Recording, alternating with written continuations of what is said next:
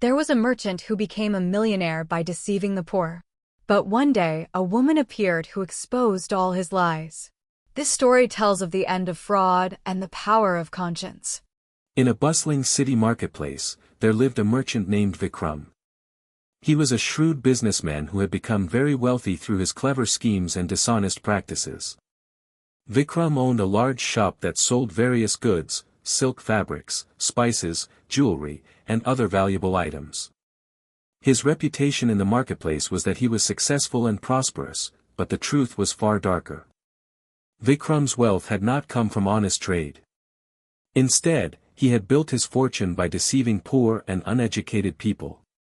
He would sell cheap imitation items for the price of genuine goods. He would mix low-quality spices with expensive ones and sell them at premium prices. He would create fake jewelry and convince simple villagers that they were buying real gold and precious stones. Every day, Vikram would stand in his shop with a friendly smile on his face, greeting customers warmly. But beneath that smile was a calculating mind always looking for the next victim to exploit. He was a master of lies and deception. He had perfected the art of manipulation over many years.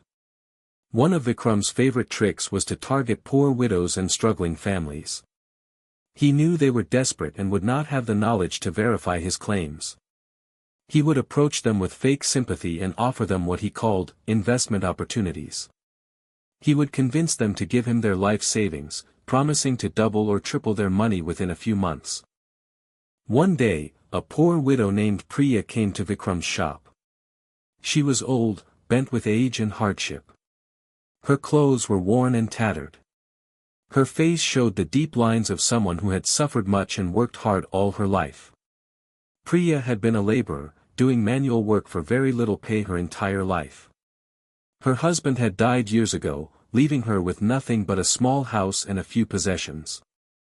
Priya had saved money for many years, keeping every rupee she could spare. She had sacrificed eating well, wearing nice clothes, and enjoying any comforts. Every paisa she could spare, she saved. Over decades, she had managed to accumulate 20,000 rupees. This was her entire life savings. She had planned to use this money for medical care in her old age, or perhaps to help her grandchildren with their education. But recently, Priya's health had become worse. Her old bones ached constantly. She needed medicine that was expensive. She also had a grandchild who was brilliant and talented but could not afford to continue in school. The school fees were too high for her to pay. Priya was desperate. She thought if she could somehow double or triple her savings, she could solve all these problems. Someone had told Priya about Vikram and his supposed investment business. They said he was a generous and honest merchant who helped poor people invest their money wisely. Filled with hope, Priya came to his shop. Vikram saw her entering and immediately recognized her type. She was exactly the kind of person he loved to exploit: old, poor, desperate, uneducated, and trusting. Vikram's face broke into a warm, friendly smile. He approached her with open arms as if greeting an old friend. "Welcome, welcome, mother," Vikram said warmly, using the respectful term for an elderly woman. "Please, come inside and sit. You look tired. Would you like some water or tea? I can have my servants bring you refreshment."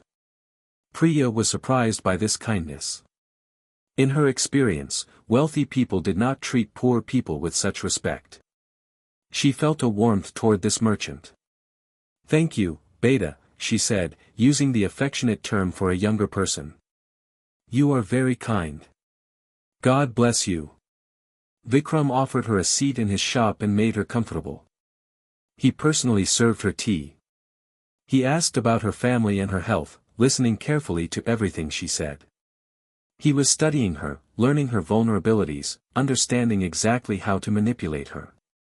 After some time, Vikram said to her, "Mother, I can see that you have worked hard your whole life. I can see that life has been difficult for you. But I have a wonderful opportunity that could change your situation. I work with special investment opportunities that are not available to everyone. But I can see that you are a good and honest person, and I would like to help you. Priya listened with growing hope. This man seemed so kind and sincere. He seemed to really care about her welfare. What kind of opportunity? She asked carefully. Vikram leaned closer and lowered his voice as if sharing a secret. Mother, I work with wealthy merchants from across the seas. They bring goods and textiles that are in high demand. These goods are sold very quickly at high profits. If you invest money with me, I will use it to buy these goods. Within 3 months, your money will double. Within 6 months, it will triple. You could turn 20,000 rupees into 60,000 rupees. Priya's eyes widened with hope. 60,000 rupees. With that money, she could pay for her medicine, her grandchild's education, and still have money left for emergencies. Are you sure? She asked. Is this truly guaranteed? Vikram placed his hand on his heart. Mother, I promise you on my honor as a merchant. I have done this for many widows and poor families. All of them have received their profits. I would not suggest this if I was not completely certain. You can ask anyone in this marketplace. They will tell you that Vikram always keeps his promises. Priya wanted to believe him so badly. She had been poor and struggling her entire life. This seemed like her only chance. With trembling hands, she removed a cloth bundle from inside her clothes. She untied it carefully and removed her life savings, 20,000 rupees in notes and coins. Vikram watched with barely concealed excitement as she counted out the money. Each note represented someone's sweat and suffering. But to Vikram, it was just money to steal. I am giving you all my savings, Priya said solemnly. This is everything I have. I trust you completely. Please take care of this money. It is not just money to me, it is my future and my grandchild's future. Vikram took the money and held it in his hands. For just a moment, something flickered in his eyes, a moment of conscience, a tiny voice asking if what he was doing was right. But he pushed that feeling away. Greed was stronger than conscience. Do not worry, mother, Vikram said smoothly. Your money is in safe hands. I will take excellent care of it. Come back in 3 months and you will see your profits. Priya left his shop with hope in her heart for the first time in years. She believed that her suffering was finally going to end. She believed that she had made a wise decision. But Vikram immediately took her money and spent it on himself. He did not invest it at all. He used it to buy even finer clothes, more expensive wines, and luxurious furniture. To him, it was just more money for his pleasure. 3 months passed. Priya waited with growing anticipation for the day she could return to Vikram's shop to collect her profits. She had already begun planning how she would use the money. She had researched good schools for her grandchild. She had made a list of medicines she needed to buy. Finally, the day came. Priya went back to Vikram's shop. She walked slowly because her health was getting worse, but she walked with hope in her heart. When she entered the shop, Vikram was with other customers. He saw her and his expression changed. The warmth disappeared from his face. He seemed irritated by her presence. Priya approached him respectfully. Vikram Beta, she said using the affectionate term, I have come to collect my profits. It has been 3 months as you promised. Vikram did not invite her to sit or offer her tea this time. Instead, he said coldly, Mother, this is not a good time. I have customers. You cannot just come here making demands. Priya felt confused and hurt by his coldness, but she said nothing. She waited until he finished with his customers. When he finally turned to her again, his expression was annoyed. What do you want? He asked harshly. My money, Priya said quietly. You promised that my money would double in 3 months. I have come to collect my profits. Vikram's face turned dark. Profits? Mother, do you understand how business works? Markets change. Prices go up and down. The investment I made with your money lost money. There were unexpected expenses. There were transport costs. There were damaged goods that could not be sold. Priya felt her hope crumbling. But you promised. You promised that my money would double. I promised based on what I thought would happen, Vikram said impatiently. But business is unpredictable. You cannot expect guaranteed returns. That is not how the world works. So where is my money? Priya asked, fear creeping into her voice. Give me back my 20,000 rupees at least. Vikram sighed as if she was being unreasonable. Mother, as I told you, there were losses. But I am a good man. I will give you back half of your money. 10,000 rupees. That is all I can do. Priya's face went pale. Half. That is not what you promised. That is the best I can offer, Vikram said, turning away as if the conversation was over. He signaled to one of his servants. Give her 10,000 rupees and send her on her way. The servant counted out 10,000 rupees, exactly half of what Priya had given. Priya took the money with shaking hands. Tears rolled down her weathered face, but she said nothing. She left the shop in shock and despair. Outside the shop, Priya sat down on the ground, unable to walk. Her life savings were gone. Half of what she had worked for her entire life had been stolen from her through lies and deception. She felt betrayed and foolish. How could she have trusted this man so completely? How could she have been so naive? That night, Priya could not eat.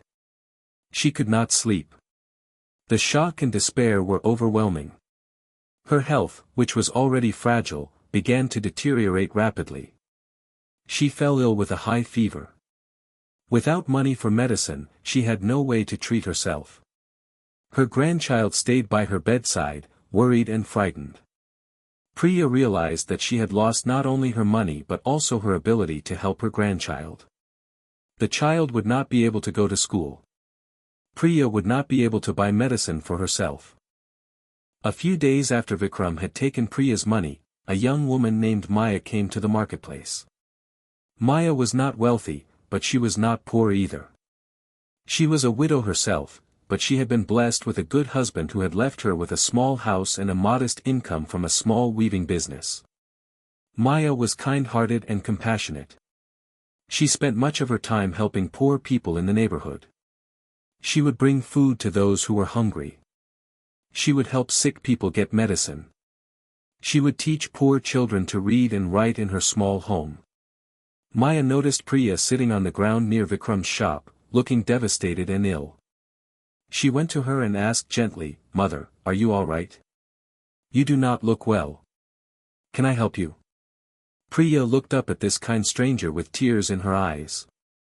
She told Maya the entire story, how she had trusted Vikram completely, how she had given him all her life savings, and how he had stolen most of it from her through lies. Maya listened carefully to every word. Something in the story bothered her. She had heard rumors about Vikram before, stories about other poor people who had lost money to him. She had always wondered if these stories were true. Maya helped Priya up from the ground and took her home. She gave Priya hot food and medicine for her fever. She made sure Priya was comfortable and resting. Over the next few days, Maya visited Priya regularly, bringing her food and caring for her. As Maya got to know Priya better, she became more and more convinced that Vikram was a thief and a liar. She decided that she would investigate this merchant and expose his crimes. Maya began to ask questions in the marketplace. She spoke quietly to other poor people, asking if they had any dealings with Vikram.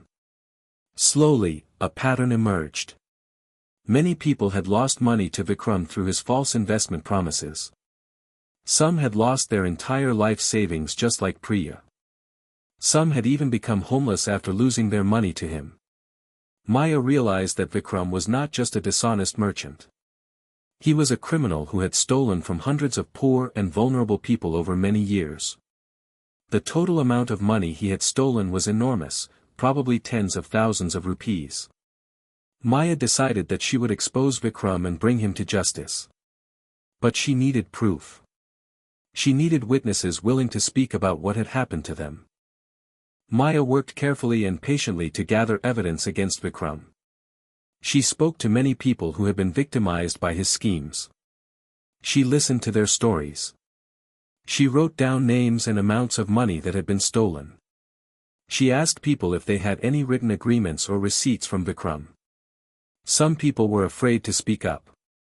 They were ashamed that they had been fooled. They did not want others to know that they had lost their money to a con man. But gradually, Maya convinced them that speaking the truth was important not only for justice, but to prevent Vikram from stealing from more people in the future. Maya discovered that there were at least 30 families who had been victimized by Vikram's schemes. The total amount of money stolen was more than 500,000 rupees. This was an enormous sum of money. Vikram had made himself wealthy through the suffering and desperation of poor people. Maya also discovered that Vikram had been running this scam for more than 10 years. For over a decade, he had been stealing from the poor without consequence. He had become so confident in his ability to deceive people that he did not even try to hide his crimes anymore. He continued his schemes openly, secure in the knowledge that poor people had no one to listen to them or help them. Maya went to the city magistrate and told him everything she had discovered. At first, the magistrate was skeptical. He asked, "Why should I believe you? How do I know that Vikram is really committing these crimes? These are just accusations from poor people." But Maya had prepared well. She brought witnesses. She brought written documents and receipts. She brought multiple people who told the same story about Vikram's false promises and stolen money. The evidence was overwhelming. The magistrate finally agreed to investigate. He sent police officers to Vikram's shop to search for evidence and to question him. Police officers came to Vikram's shop with a warrant for his arrest. Vikram's face turned white when he saw them. For the first time in many years, he felt fear.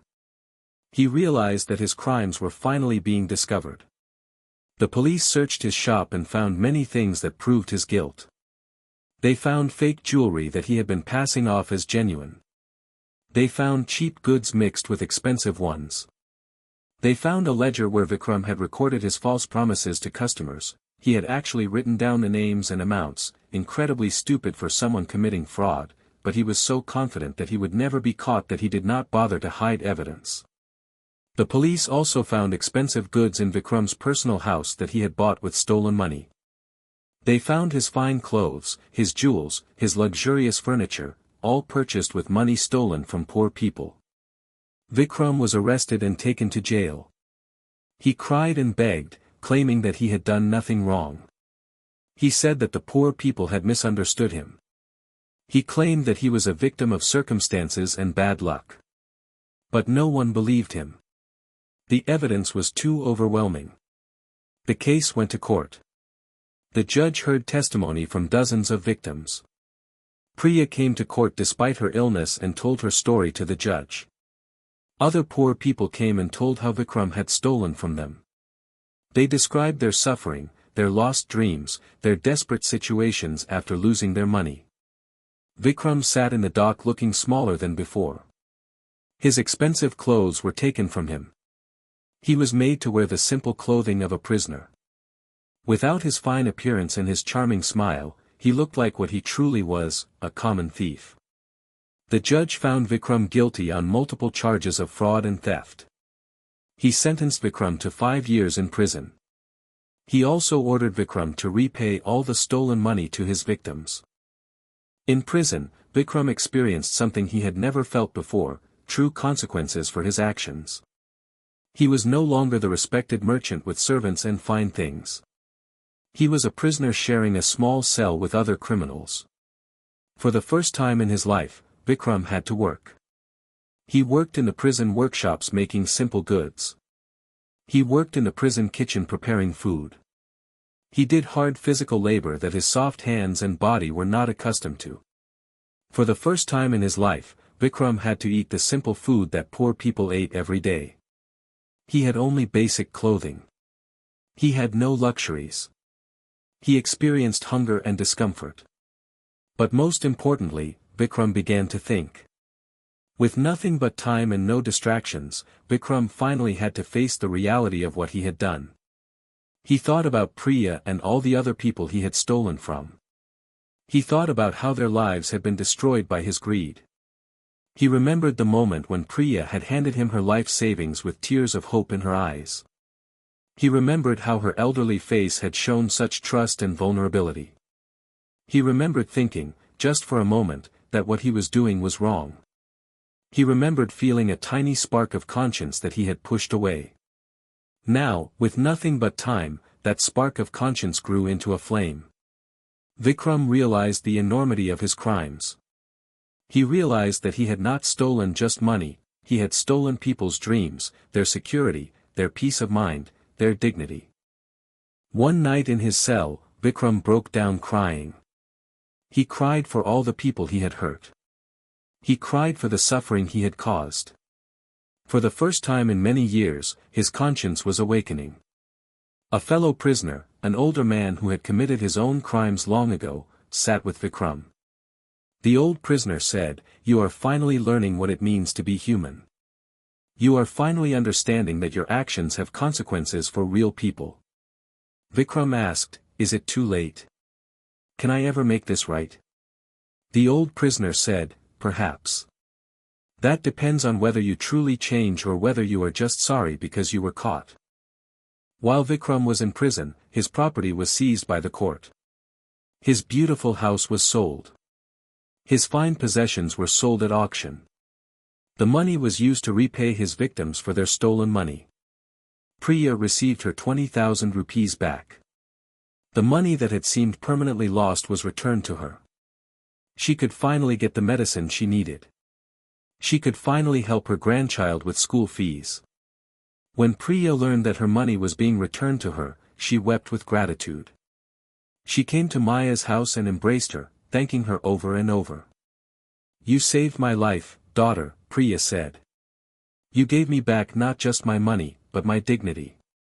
You showed me that there is still justice and goodness in this world." Maya embraced the old woman back. "You deserve justice, mother," Maya said. "Everyone deserves justice." All the other victims also received compensation for their losses. Some received only partial compensation because there was not enough money from Vikram's property to pay everyone back completely. But at least they received something. At least their suffering was acknowledged.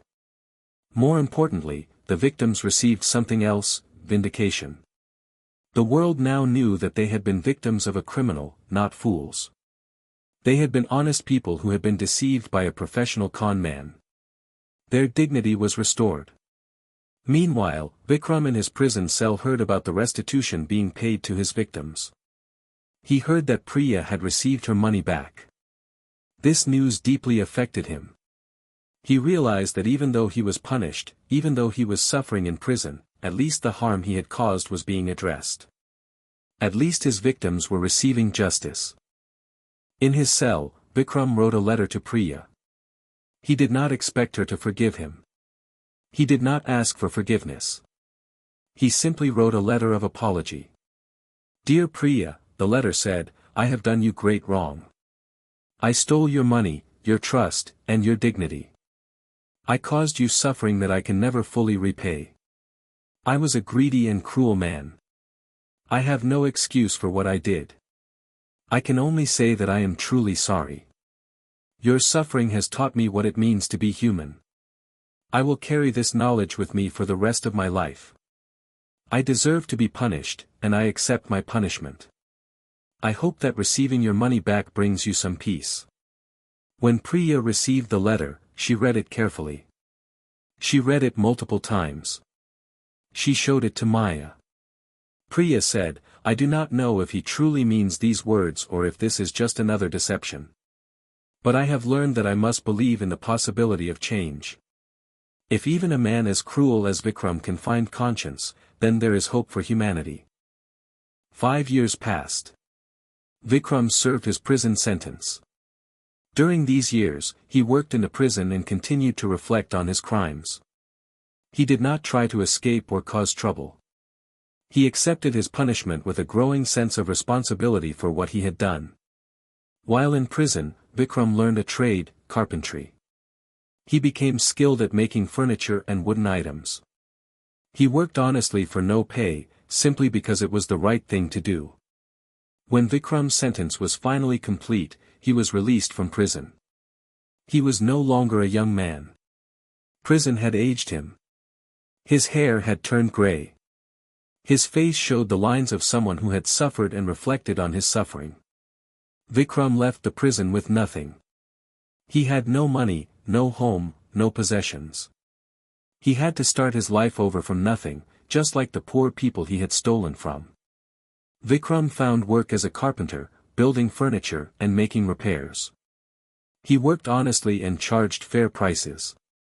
He lived simply in a small rented room. He gave much of his earnings to charity, helping poor people and contributing to a fund for victims of fraud.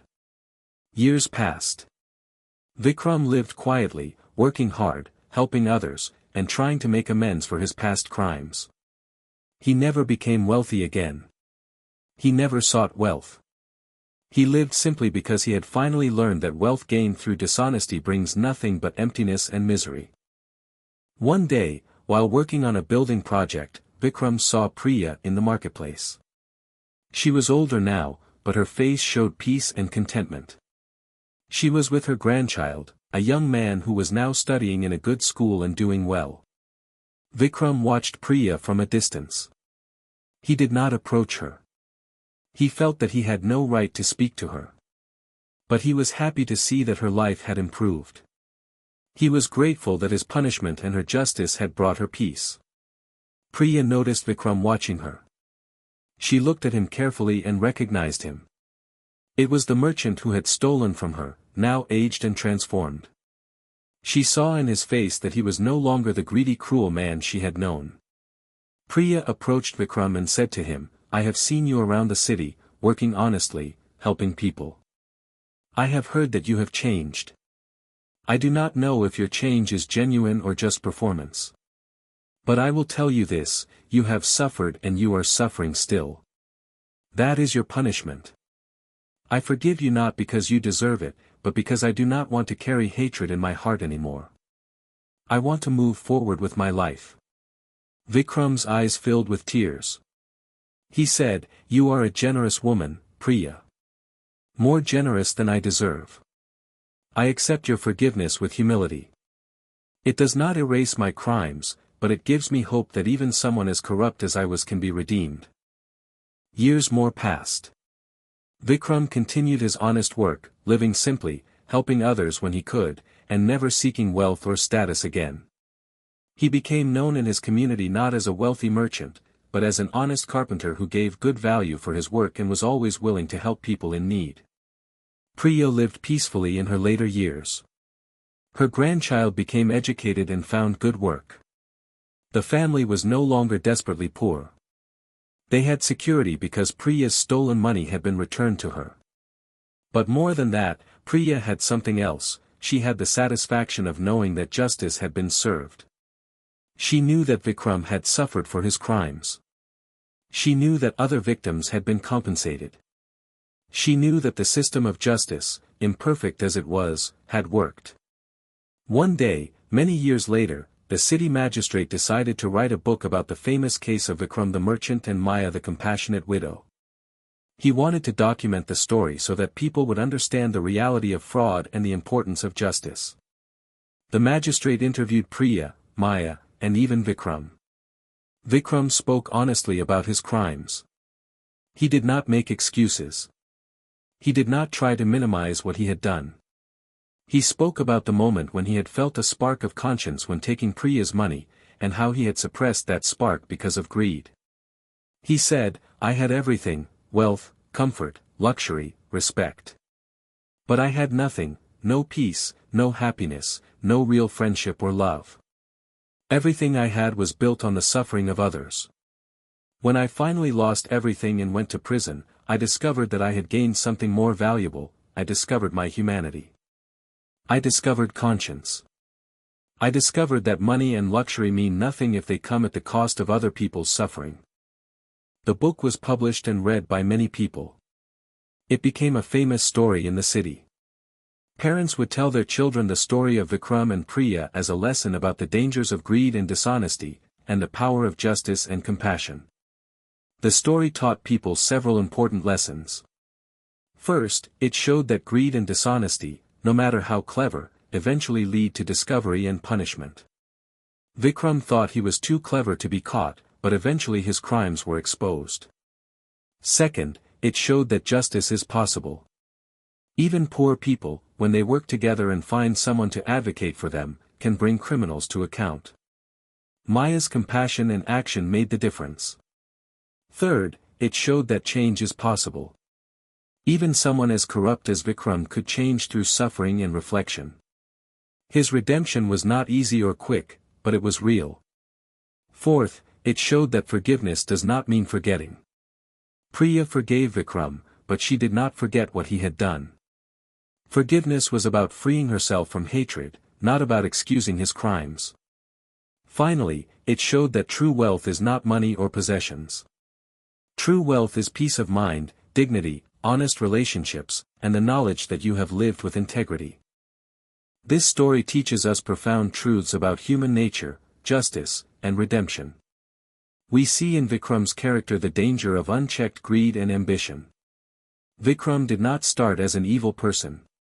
He became evil gradually through choices. He started by rationalizing small dishonest acts. He told himself that poor people were foolish and deserved to be cheated. He told himself that his intelligence entitled him to take what he wanted. Over time, his conscience became weaker until it disappeared entirely. But we also see in Vikram the possibility of redemption. Even after years of dishonesty and cruelty, he could change. He could develop conscience. He could become genuinely sorry for his crimes. This gives us hope that people are not fixed in their evil. Change is possible if someone is willing to face the consequences of their actions and learn from them. We see in Priya the strength and dignity of poor people. Priya was not foolish for trusting Vikram. She was human. She was desperate and hopeful. She trusted a person who betrayed that trust. But even after being victimized, she did not become bitter and hateful. She was able to forgive, not for Vikram's sake, but for her own peace. We see in Maya the power of compassion combined with action. Maya did not just feel sorry for Priya. She took action. She investigated. She gathered evidence. She spoke to authorities. She used her privilege and education to help someone who was helpless. This shows that true compassion must be accompanied by action. We see in the justice system the possibility of redemption and restitution. Vikram was punished, but the punishment was not just about revenge. It was about giving him time to reflect, to change, and to work toward making amends. The victims received compensation for their losses. Justice was served not just through punishment, but through restoration. Finally, we see in this story the truth that dishonest wealth brings nothing but emptiness. Vikram had money and luxury, but he had no peace, no dignity, no true happiness. When he lost everything and had to live simply through honest work, he found something more valuable. He found peace and dignity and the respect that comes from honest living. We must all make choices every day. Will we choose honesty or dishonesty? Will we choose to help others or exploit them? Will we choose to develop our conscience or suppress it? The choices we make today determine who we will become tomorrow. Vikram's story shows us that we can always choose to change, no matter how far we have fallen. But it is better to choose honesty and compassion from the beginning, rather than having to learn these lessons through suffering. The choice between dishonesty and honesty seems simple, but it is actually the most important choice we make. Each time we choose honesty over dishonesty, even when dishonesty would benefit us, we are choosing to be the kind of person who can live with peace and dignity. Each time we choose compassion over cruelty, we are choosing to be the kind of person who deserves respect and love. Vikram's story is a reminder that it is never too late to change, but it is also a warning that change through suffering is much harder than preventing that suffering through honest choices from the beginning. We should not need to go to prison to learn that dishonesty is wrong.